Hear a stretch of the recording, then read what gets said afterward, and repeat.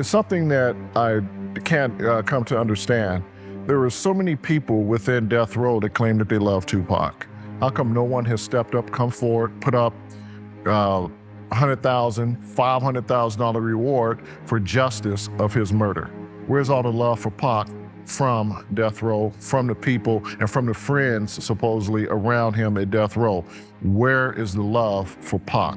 Let's bring justice for Tupac Shakur. I believe he's resting in peace in heaven, but on this earth, I bet you he's turning in his grave. The exact same tactics that were used to drive the biggest acts out of death row records, 15 years later, were being used against people like me, independent journalists. And I think that if people really knew the man behind the curtain, they'd think a lot differently about the murder of Tupac Shakur. Don't make me have to play with you. That's just the tap that the principal used to give you with the ruler. And nigga, I'm gonna spank your ass. Say another word. I promise you, I want you to. Let's play. Let's have fun. Let's have a 2024. Great year, Negro. Cause I play both sides. Both sides, you know that. We can play it on social media. Nigga, please, okay? Either way. Because you ain't gonna be able to say, oh, it jammed. It jammed when I was getting out of the trash can. I was in the trash can and it... You ain't gonna be able to say that with me, nigga. They gonna be saying, oh, R.I.P. What they gonna be saying, you come fucking with Reggie, R.I.P.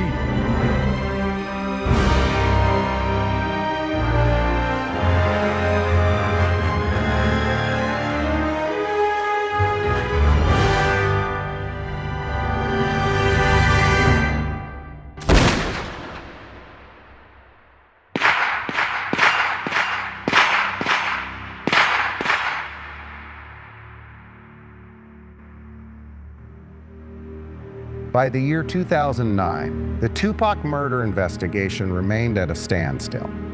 It saw Frank Alexander release a third documentary, doubling down on the contention that at least at some level, death row records had an involvement in the shooting. You, Layla, and Glow, I believe it's going to bring a lot to this here Reckoning Part 2. Because Part 1, we really, I mean, you haven't watched it yet. You need to watch them in some time. We put it out there. And while the film was made with the cooperation of Tupac's estate at the time, the movie struggled to find its audience. But speaking of struggles, the LAPD task force led by Greg Kading was also suffering from a credibility issue.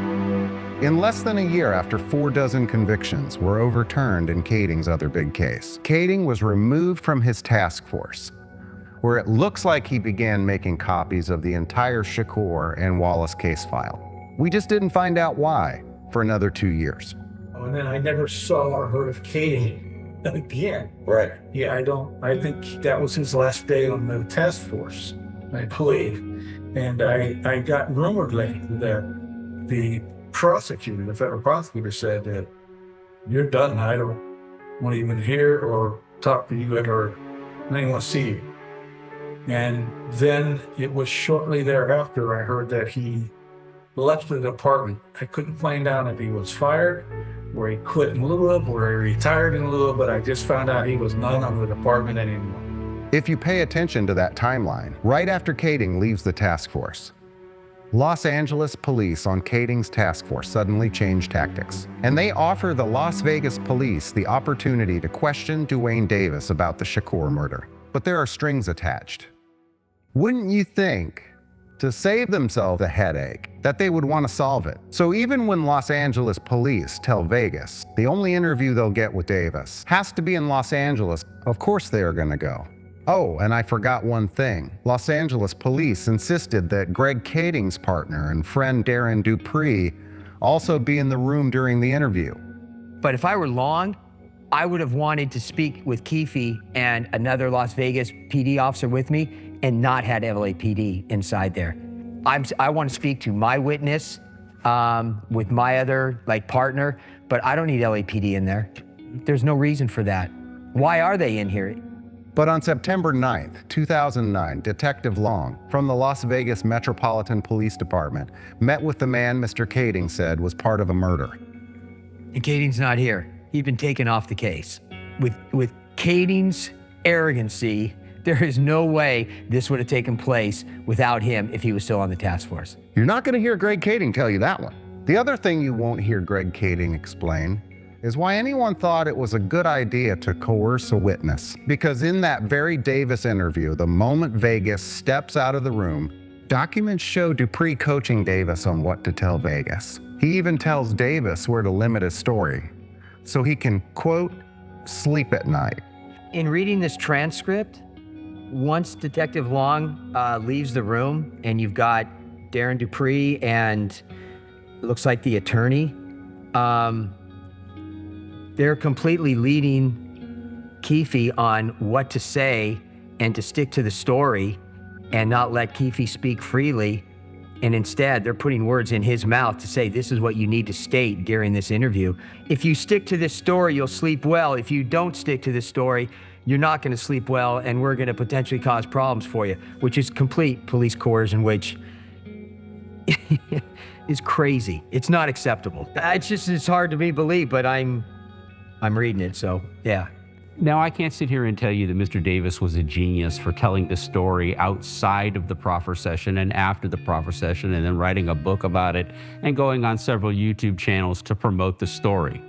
But what I can question is whether or not Mr. Davis actually had any latitude to ever change that story or any motivation to recant the story out of fear for what might happen to him if he didn't tell the same story over and over again. He still had to answer to a detective that was on the Los Angeles Police Department who had a reputation of penalizing people that broke with the story they had agreed to tell.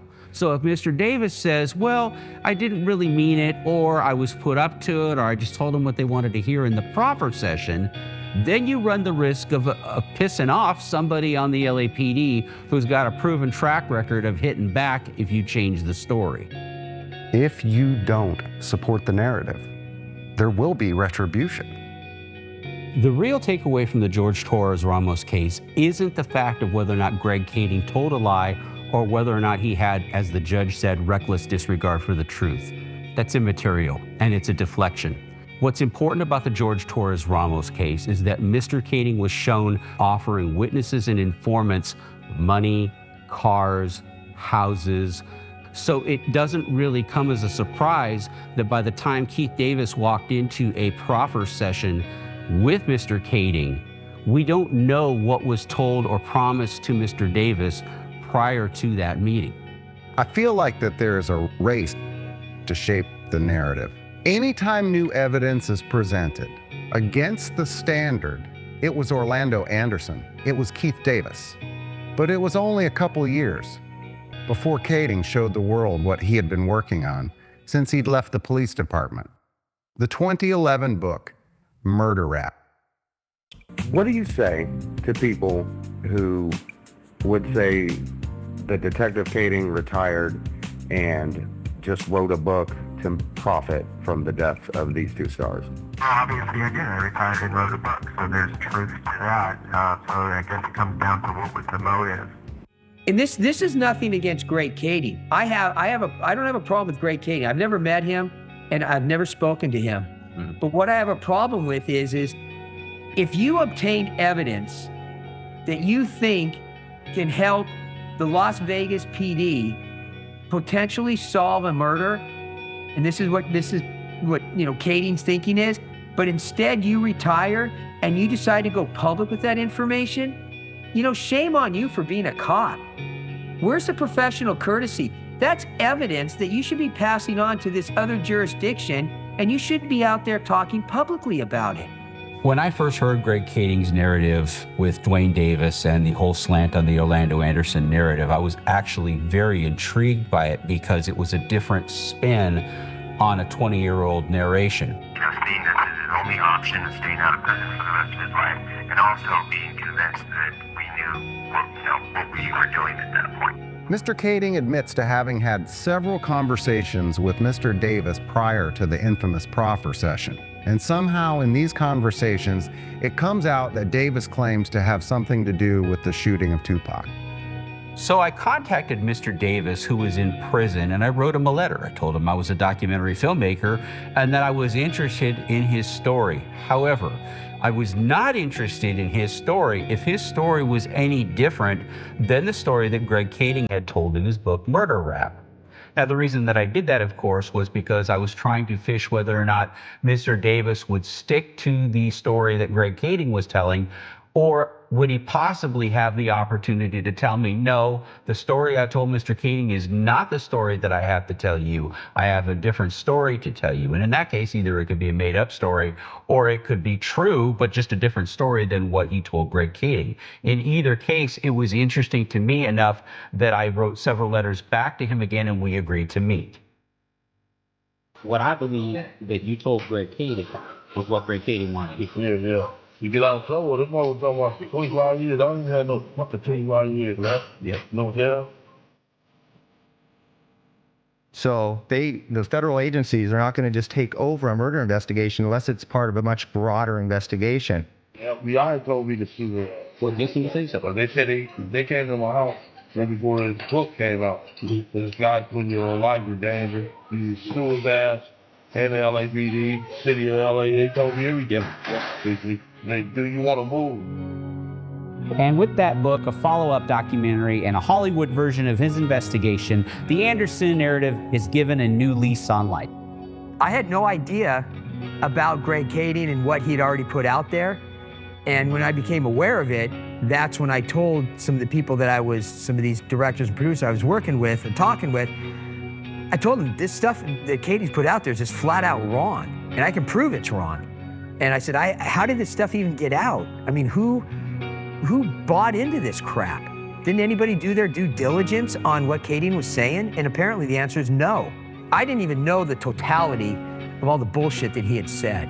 I just explained to them, this is the truth, this is what's happened, and they were shell-shocked because it was 100% different apparently than what Kading had put out there. And I said, well, look, he's wrong. But if we have learned anything, we understand now that for every pound of pressure that pushes the narrative forward, there is an equal back pressure that works to repel any threat to that narrative.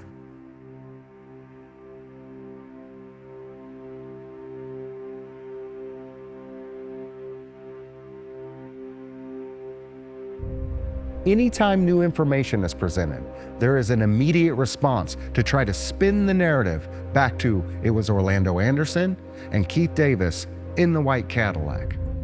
The second most controversial thing that we've done is that we came across a letter that was we call it the confession letter, that was given to us by Chris Blatchford at Fox News.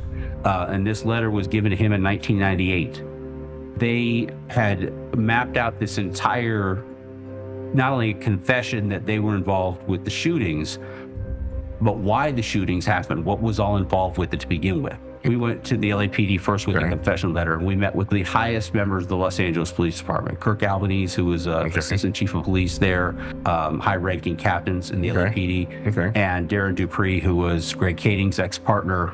Russ and I gave them a copy of the confession letter. And within several days, that letter leaked. And we weren't going to even publish the names in the confession letter in the book until we'd had a chance to give it to the police first to investigate. Because who wants to be irresponsible like that? No, of course not. At the end of the day. So we did that. But again, like I said, nobody really has come back with, other than, oh, that's silly, a reputable rebuttal to it, basically. Just saying, here's so you There's said a this. rebuttal online, and what the rebuttal they did is they went into a guy by the name of Robert Soria, who was the guy who gave Chris Blatchford the letter. Because he was the one who gave the letter to Chris Blatchford, they say, well, he all made it up, he's a paranoid schizophrenic, and basically attacked the messenger. Shortly after RJ Bond and Russell Poole left the LAPD, I'm getting inboxed the evidence that they presented to them with a request to leak it out on the internet within hours of this meeting. He's a piece, dude. That guy, he's just 100% bullshit. You know what that guy did with that damn video? An example of shaping this narrative is on Machiavelli board, a Tupac forum. The investigator Greg Kading released a mugshot of Michael Moore and said, see, Michael Moore was there, and this is his mugshot from the night that he talked to police. The mugshot wasn't even a mugshot. It was for security clearance. It was a picture that had nothing to do with the case. This is how the narrative is being shaped behind the scenes and in public, and it should startle people that want truth, that want justice for Tupac. I think that one of the problems that's plagued the Tupac Shakur investigation from the very start is that the only ones that seem to be willing to talk about the investigation are the ones that are willing to try to control the narrative or throw the narrative. The judge is not going to let it go past today. If you didn't get lost and not get the peanut today, I think you'll be fine. Yeah, Reggie.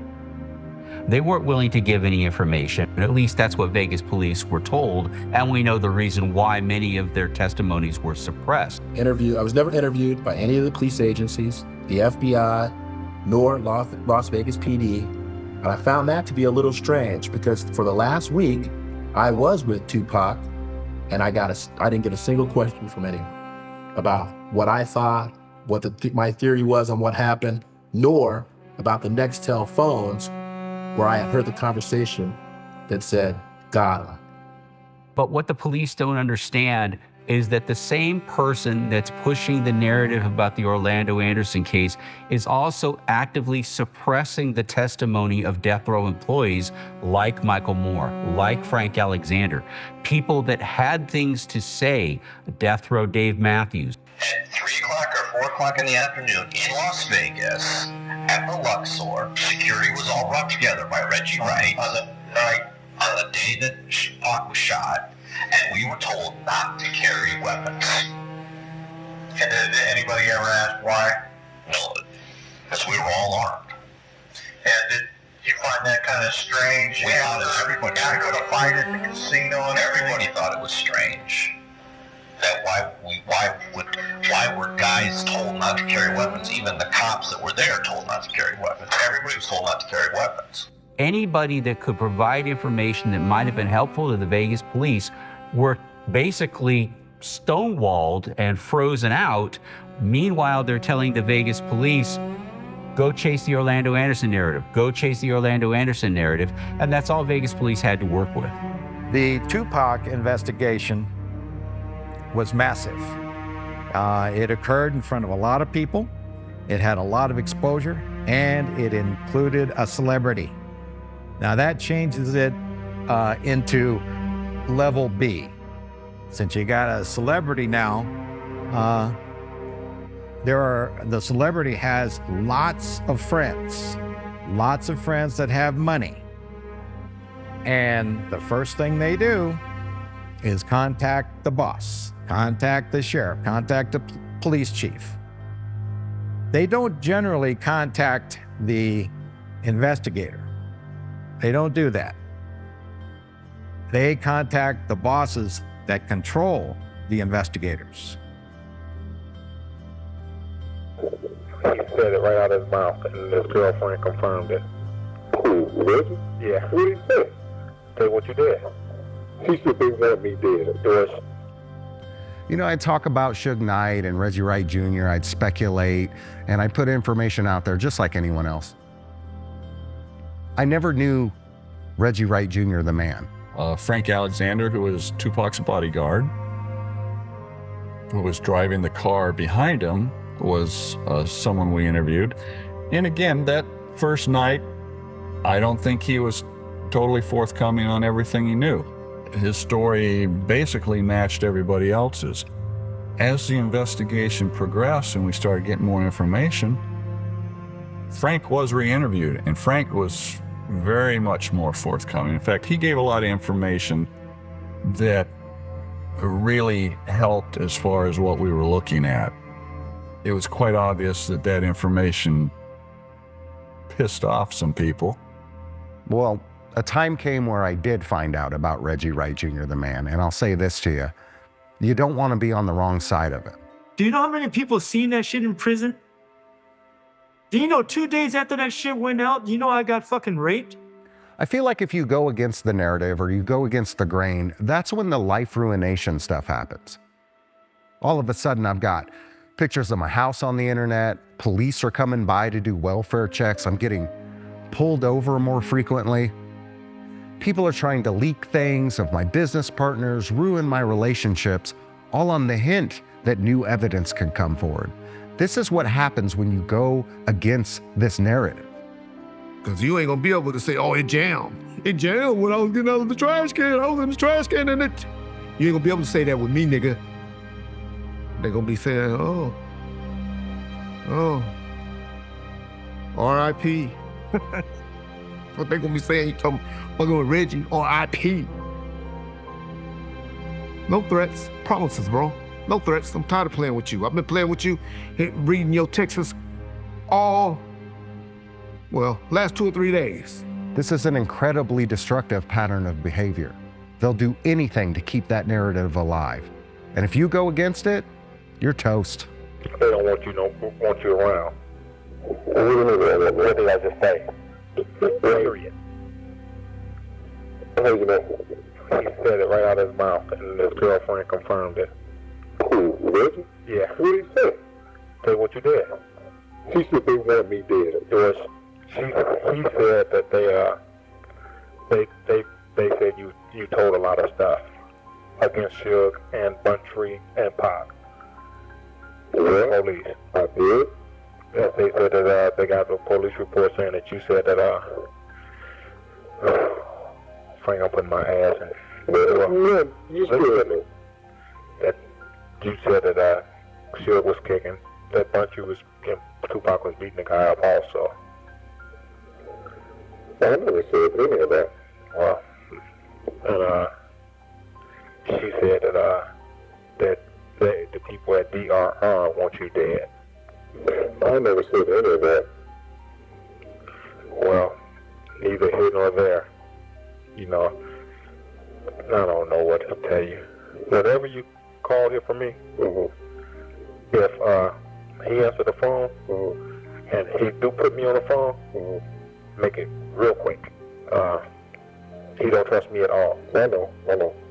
If I had not quit, I think he's gonna fire me this week anyway. He don't trust me, period. I want to come to you. Who is it? You said his girlfriend, Maria. What did he say to her? No, she told me that, asked me had I talked to you. I said, yeah, I talk to Frank all the time. I said, that's my partner. And she said, you know they bad at him. She said, Larry, they want him dead. He really said that, yeah. It all makes sense now. Relatives Record came out in 2002, and that's how I ended up around Reggie Wright. I challenged him on graphics, of all things, for an album cover. And whatever I was doing, I was informed. Do not motherfucking touch anything. Do not fuck with our money.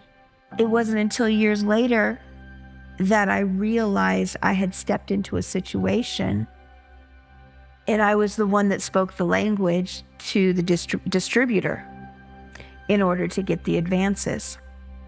With something that you just said earlier in the interview, while we're doing this process, it made sense why he was so intense regarding releasing the album. Reggie was definitely delivering the album, and he thought I was stepping in the way, and I was only doing my job. What was crazy is it was on the old two-way pagers. I sent all of his messages on to one of my buddies so somebody had it, because I did not know what I walked into. I said, to hell with it, put it out. When I didn't publish the information that they asked me to, I started being attacked about my personal life, my public life. I wouldn't say direct threats, but they were implied.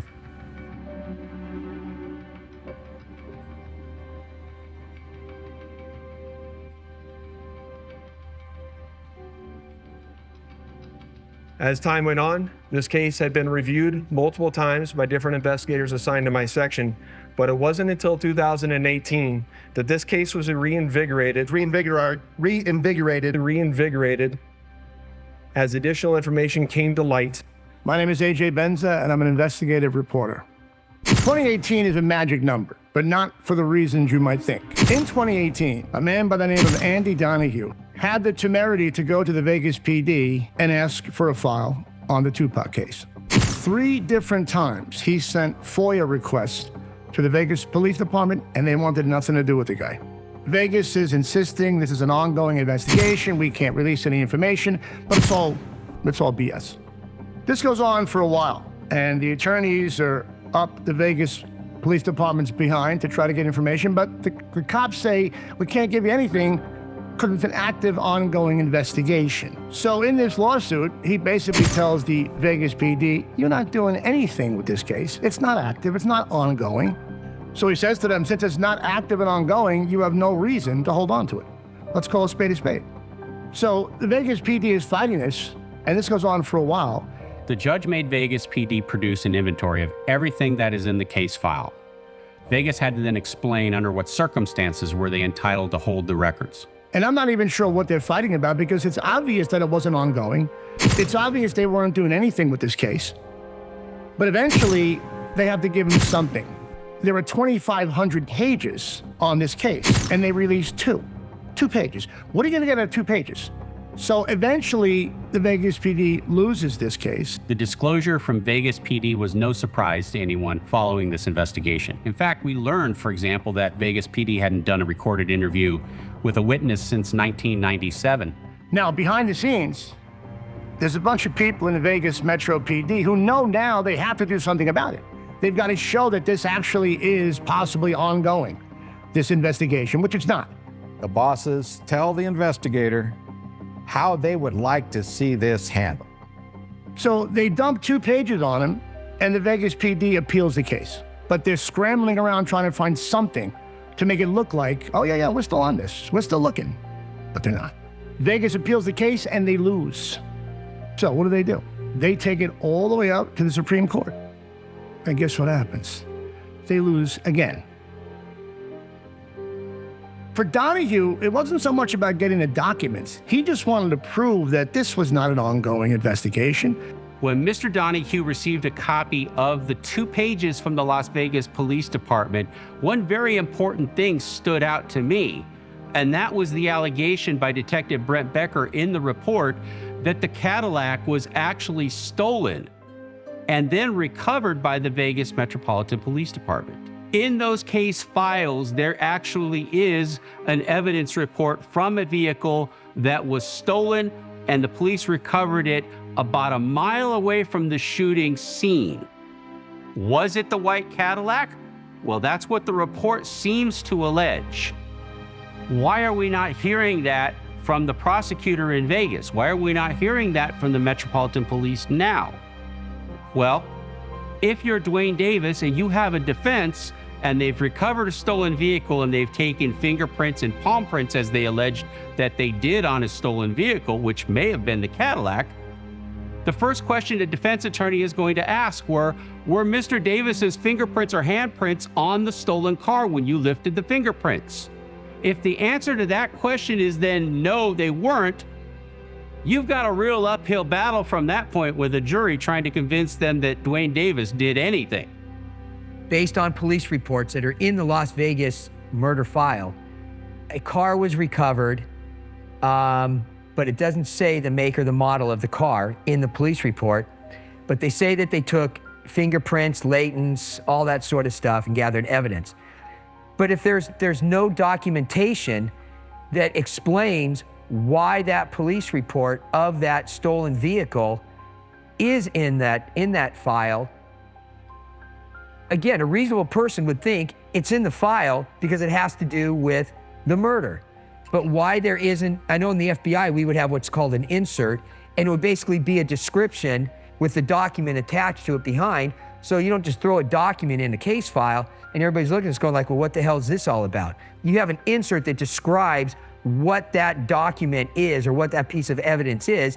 and obviously why it has something to do with being put in the case file. And you might ask yourself, well, then why wouldn't they just come out and say that the white Cadillac was stolen?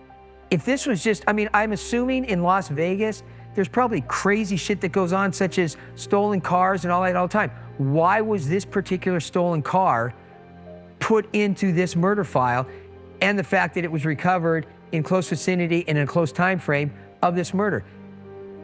There's really only one reason you can really conclude why it was put in this file. It had something to do with the murder. There's no downside to saying that the car was stolen and recovered versus you never got the car, which is what Vegas police are now saying. So you have to ask yourself which one's the truth. Let me ask you a question. If you were the lead detective, would you want to be anywhere around from September 7th to September 13th every single year, the last 27 years, and answer every Tom, Dick, and Harry who has questions? And now that social media has blown up, there's so many more people outside of newspapers or curious reporters coming to you. It's a shit show. And that's what Donahue really wanted to show more than anything, that no one's doing anything about this.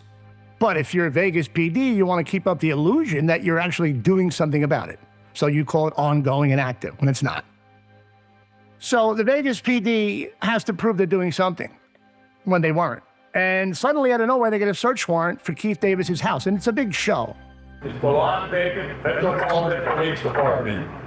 And the search warrant for the resident. You can come out with your hands up. I mean, you would expect Siegfried and Roy to be there, or Chris Angel. I mean, they put on a show in Vegas. I need you to put your shoes on. Put shoes on all the kids. And if you do me a favor, I need you to come out to the garage. They made sure everybody knew what they were doing. Put your hands up. Sir, you need to put your phone down. Put your phone down. Put your hands on top of your head. Hands on top of your head right now. Hold on, one more. So you want to know the truth?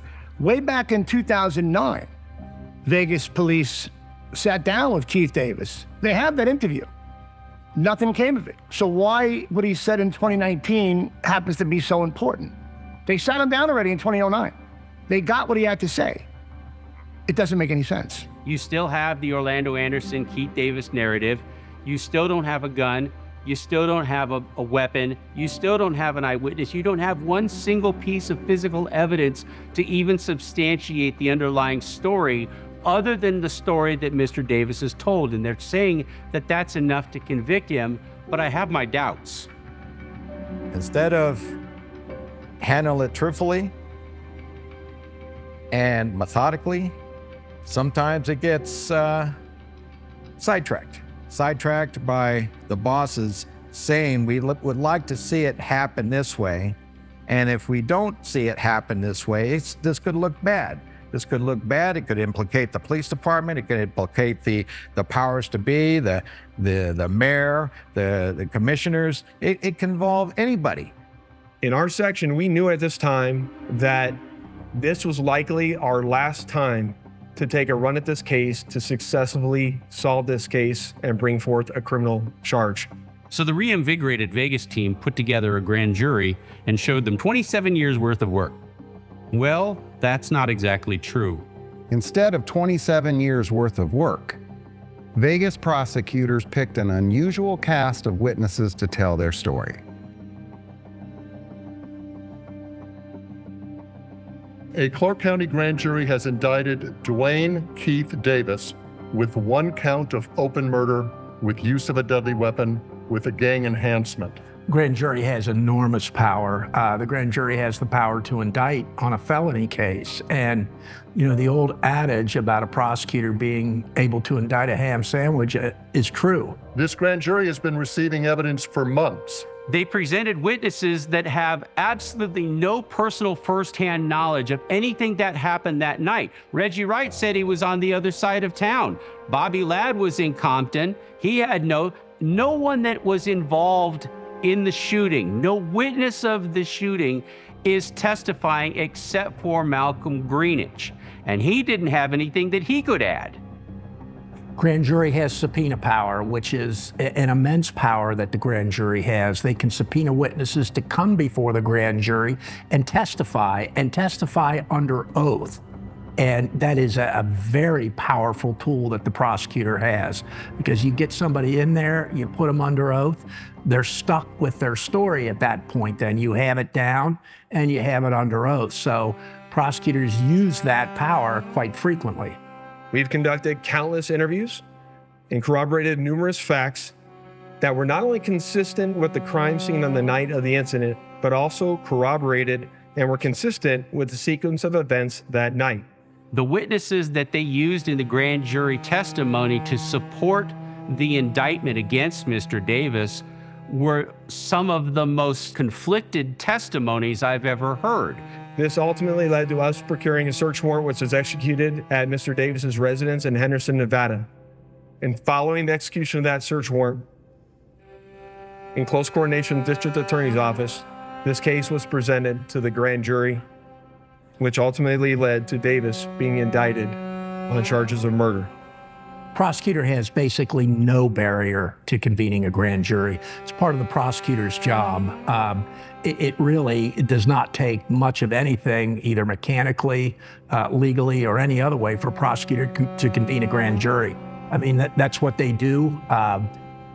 In many cases, the grand jury is an ongoing thing in larger counties, and it's very easy for a prosecutor to convene a grand jury. Even Las Vegas's own police reports contradict some of the grand jury testimony that was given to indict Mr. Davis in the first place. They're convened at the courthouse, sworn in by the presiding judge of the Common Pleas Court, and then the grand jury room is in the prosecutor's office. Let's remember that most of the witnesses, except for Malcolm Greenwich, a couple of others, is dead. Everyone that's alleged to have been in the white Cadillac, with the exception of Mr. Davis, they're dead as well. The standard in grand jury is probable cause. It's certainly not proof beyond a reasonable doubt. So it's relatively easy for a prosecutor to get an indictment if they want to. And that's exactly what happened. Please, come over here. Hey, man. Come over here, all right? Thanks, buddy. One over here. Appreciate your cooperation, okay? I'm gonna stand right here in front of the car. Yep, flips. Yep, we're gonna put it down. Put that down for a second, all right? You got nothing on here, right? Hooks.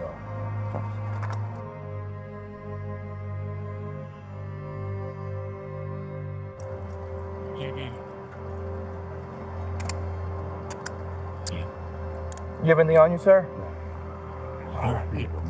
Thirsty? Okay, yeah, we'll get you a drink. Hang on, all right? Just want to make sure you got no weapons on you or anything, okay? Thanks to the great work of the Las Vegas Metropolitan Police Department under the leadership of Sheriff Kevin McMahill, Lieutenant Johansson, retired Detective Cliff Mogg, I am proud to announce the return of this document. This is the indictment we've been waiting almost 3 decades for. It spells out the facts and circumstances and what justifies a Clark County grand jury in returning an indictment. And it's full of testimony from witnesses with zero credibility. Even Leonard Jefferson, the photographer that took that last deer in the headlights photo of Tupac, the last photo of him that was ever taken, his grand jury testimony actually contradicts what he said to Vegas police in the Las Vegas police files. He said in his grand jury testimony that he was so involved in the entire event and so close to the shooting that one of the people that were trying to help Tupac and Suge mistakenly tried to get in his car. By contradiction, the Vegas Police Department files say that at the time Mr. Jefferson told him he wasn't even around the scene. We're not going to talk about any particular statements, but maybe he can address that, Globe. I have said for a while, and I guess I'm still willing to stand on it, that if the case becomes a referendum on Greg Kading, EVD walks. Then it's trouble. Then it's trouble. I think they have a big problem because, again, the search warrant, fruit from the poisonous tree. The arrest, fruit from the poisonous tree. If everything that they base the search warrant on probable cause. Let's say maybe they did come up with something new, but let's suppose that whatever that new thing was rooted in some, I won't say malfeasance, but questionable tactics. Right. Okay. Everything that flows downstream from that is corrupted by that original thing. And the defense attorney just needs to go back to the source and say that the well water was tainted to begin with, and that everything that came out that he did on Gangster Chronicles and BET and all the things that he did there was based on an understanding that he had with this guy he was an informant for. You know, that's really what it comes down to. There's no magic here. That's why I think there's got to be something else, because there's no way I can imagine. I mean, this is so high profile, it's ridiculous in terms of the entire world's going to be watching this trial. I mean, Tupac is still a well-recognized, well-renowned, artist out there. What I'll say is there's a lot of stuff that's going to come out when it comes time for trial, but he provides his own series of statements that are very consistent with the evidence that we have on the scene that we've obtained through our investigation. I'll leave it at that. There are many cases in prosecutions where you'll have the testimony of a witness, in many cases an eyewitness, and no what we call corroborating evidence to back it up. Then it is the province of the trier of fact, whether it's a judge or a jury, to judge the credibility of that witness with no corroborating evidence to determine whether that witness is telling the truth or not. And a lot of times that's a tough job for the trier of fact. Again, if it's a bench trial, it's a judge. Jury trial, it's a jury. And now we have to bring up the issue of the witness list against Duane Davis, because it's turning out to be something of a circular firing squad. Because on the one hand, Bobby Ladd is saying, no, I think Orlando Anderson was the shooter. You have Greg Kading saying, no, I think Big Dre was the shooter. And both of these guys are witnesses for the prosecution, and they can't get their story straight. Well, I think reckless disregard for the truth could be classified too as perhaps sloppy testimony. Prosecutors generally tell witnesses when they know that they're going to be testifying at a trial, especially a murder trial, is they tell them to shut up.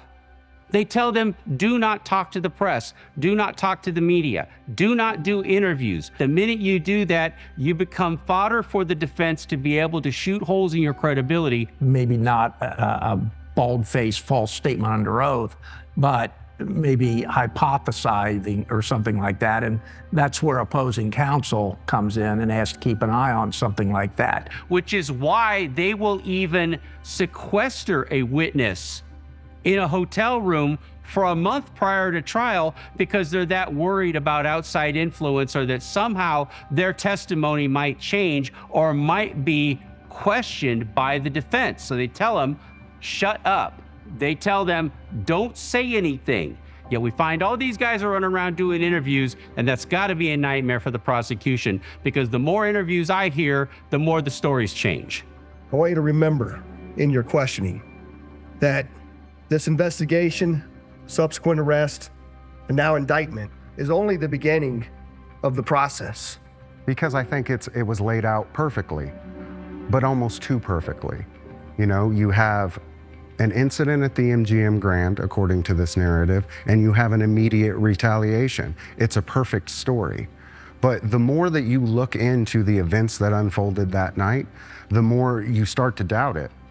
And then we have this concept in law called fruit from the poisonous tree.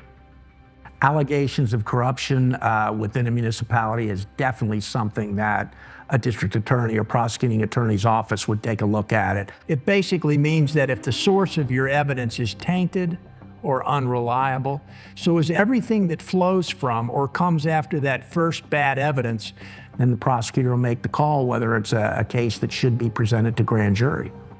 From my experience in dealing with LAPD and a lot of the corruption cases that I was involved in that involved LAPD officers, they're very protective of themselves.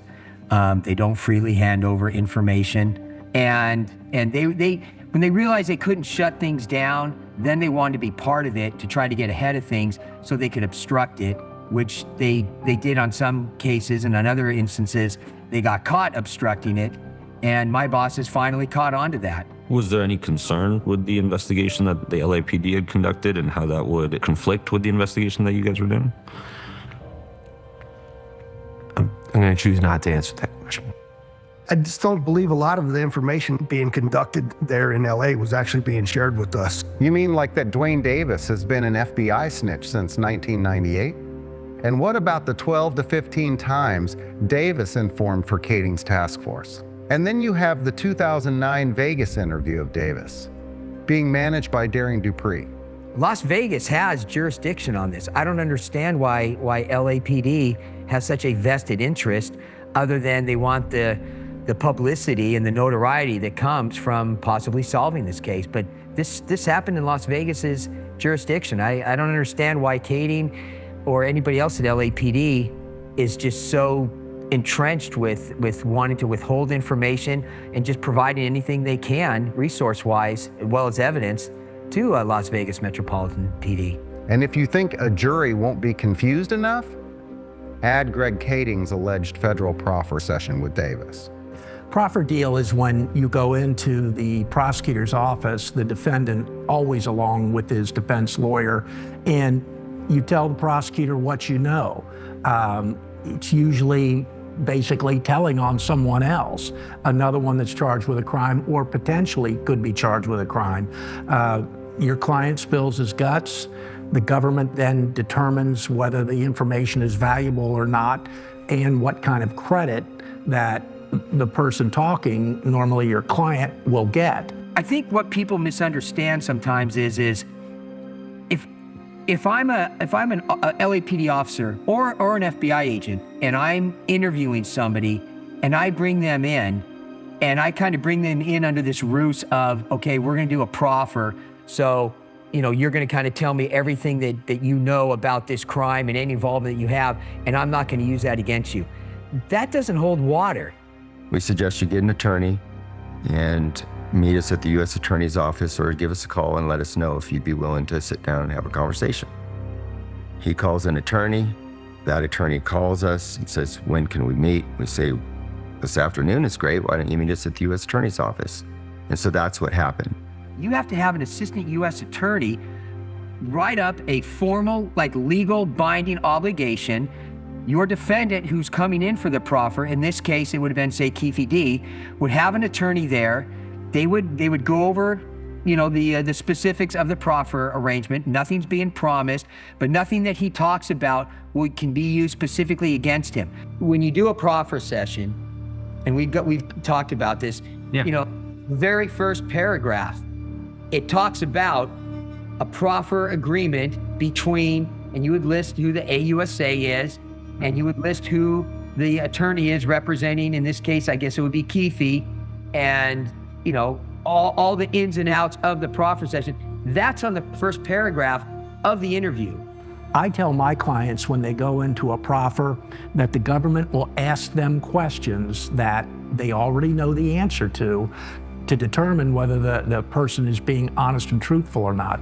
And then once we get to that meeting, his attorney, representing Keefe, and the U.S. attorney have a conversation, and that's when the agreement to cooperate is made. Okay, that's the proffer agreement. That's the proffer agreement. Prosecuting attorney is going to go back and make a decision as to whether or not this really has any merit or has any, any value to it. And they're going to send that over to Keith Davis's attorney, who's going to look at it to make sure that all the I's are dotted, the T's are crossed, and he's not going to be talking about something that the attorney doesn't want him talking about. And then he's going to meet with his client, call his client on the phone here, what day do you want to do this and put together? They've got busy days. You don't just call them up one morning and say, hey, I've got a guy that wants to come in and proffer. Let's do it this afternoon.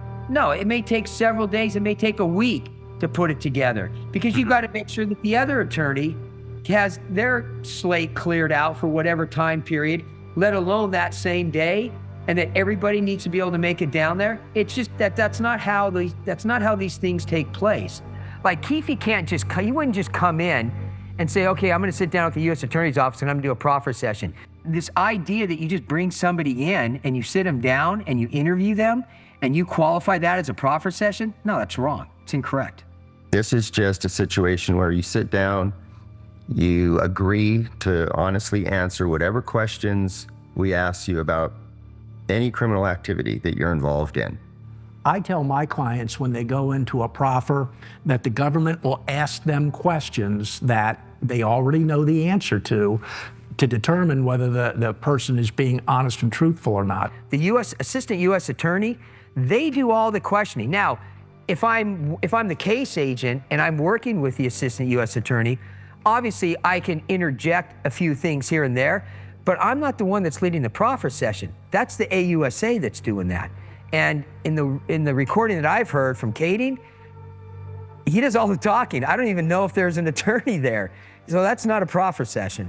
And also, when it's recorded, I think the recording that I've listened to where Greg Kading just starts doing all the talking, that's not how a proffer session works on the federal side. But I've seen court documents where the state of Nevada claims they have no evidence of this proffer deal and can't validate its existence. If there's no paperwork, there's no proffer session. It's as simple as that. It's a legal binding obligation. And what it appears, and what y'all got to remember, is he don't want to be known. I knew my role. I know my role. I get shit filtered to me for being around to report to law enforcement if I had to or needed to be.